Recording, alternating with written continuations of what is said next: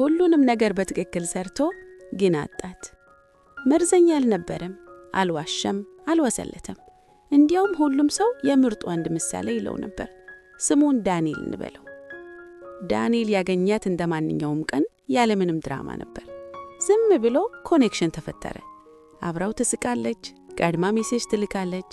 ካንተ ጋር ስሆን ሰላም ይሰማኛል ትለው ነበር። ዳንኤልም ታደልኩ፣ ይሄ ብቻ ይበቃኛል ብሎ አመነ። መጀመሪያው ሁሉ ነገር አልጋ ባልጋ ሲሆን ዳንኤል ይሰማታል። በደንብ ነው የሚሰማት። ስትናገር ያወራችውን ጥቃቅን ዝርዝር ሳይቀር ያስታውሳል። እንኳን እሷን የልጅነት ጓደኛውንም ይረሳ አይመስልም። ደክሞኛል ስትለው እረፊ ይላታል። ስፔስ ስትፈልግ ሜትር ከ20 ይርቃል። ሪፕላዩ እንደ ፋይበር ኢንተርኔት ፈጣን ነው።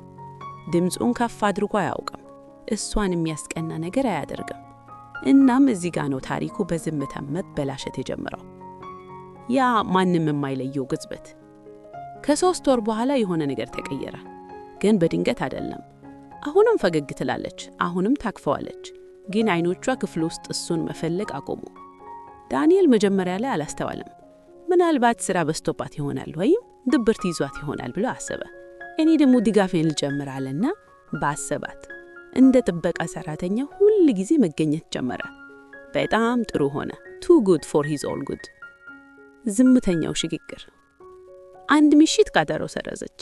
ደገመችው። ሪፕላይዋ አጠረ። ከእወድሃለሁ ብሎ ወደ ኦኬ ተሸጋገረች። ዳንኤል በቀስታ ጠየቃት፣ የጠፋሁት ነገር አለ? እሷም አይ አንተ በጣም ድንቅ ሰው ነህ አለችው። ይሄ ቃል ከመርገም በላይ ይቆስላል።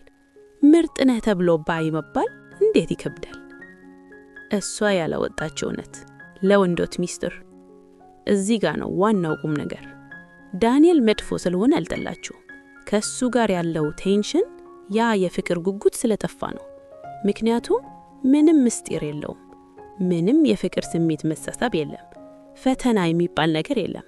ዳንኤል ግንኙነቱን ገና በማለዳው 100% እርግጠኝነት ውስጥ ከተተው። እርግጠኝነት ሰላም ይሰጣል፣ ግን ሁል ጊዜ ፍቅርን ሕያው አያደርገውም። የመጨረሻው መስመር። አንድ ምሽት እንዲህ አለችው፣ ያ የነበረን ስሜት ስፓርክ የለም። ዳንኤል ደነገጠ። እንደ ማንኛውም ጥሩ ወንድ የሚጠይቀውን ጥያቄ ጠየቀ። ምን ላስተካክል? ምን ላድርግ? እሷ ግን መልሶ አልነበራትም። ምክንያቱም እውነቱ ይሄ ነበር። እሷን የዓለሙን ማዕከል አደረጋት፣ ግን ራሱ የራሱ ዓለም ማዕከል መሆኑን አቆመ። ኦርቢቲንግ ላይ ከሳተላይት። ዳንኤል ያልተረዳው ግን ማረዳት ያለበት ረደበር። ዳንኤል ፍቅር ማለት ምቾት ብቻ መስጠት መስሎህ ነበር። ግን መሳሳብ የሚገነባው በምቾት ብቻ አይደለም። መሳሳብ የሚገነባው በራስ መተማመንና ዓላማ ሲኖርህ ነው። ለራስህ ክብር ስትሰጥ ነው። እሷን የምትፈልጋት እንጂ የሌላት መኖር የማትችል ጥገኛ ካልሆንክ። ዳንኤል ያጣት በጣም ስለተንከባከባት ሳይሆን የራሱን ሕይወት መምራት ስላቆመ ነው። ከሄደች በኋላ እሷ ወዲያው ሌላ ሕይወት ጀመረች። ዳንኤል ግን በዛው ቀረ። የላከችውን ሁሉንም ሜሴጅ ደጋግሞ ያነባል። የት ጋ ነው ስህተቱ እያለ ራሱን ይወቅሳል። ከወራት በኋላ ግን የሆነ ነገር ተለወጠ። እሷን ለመመለስ ሳይሆን ራሱን ለማግኘት ወሰነ። ስራውን አስተካከለ፣ ጂም ጀመረ። ቦዲ ቢልደር ባይሆንም ቢያንስ ራሱን ወደደ። አዳዲስ ግቦች አወጣ። ይህን ያደረገው ሴቶችን ለመሳብ ሳይሆን የጠፋውን ማንነቱን ለመመለስ ነው። አስገራሚው መጨረሻ። አይረኒው ከ1 ዓመት በኋላ ሜሴጅ ላከችለት። አንድ አረፍተ ነገር ብቻ። አሁን ለውጥ ይታይብሃል። ዳንኤል ፈገግ አለ። እሷን ስለፈለጋት አይደለም። ከእንግዲህ የእሷ ምስጋና ስለማያስፈልገው ነው። ያኔ ነው የገባው። እሷ ያራቀችው እሱ መጥፎ ስለሆነ አይደለም። ወንድ ልጅ የራሱን ማንነት ረስቶ ሌላ ሰው ላይ ብቻ ሲንጠለጠል ኤጁን ያለውን ወንድነቱን ያጋል። ለተመልካቾች የመጨረሻ መልእክት። ጥሩ ወንድ መሆን ችግር የለም። ለራስህ ግን መታየት መሆን ችግር ነው።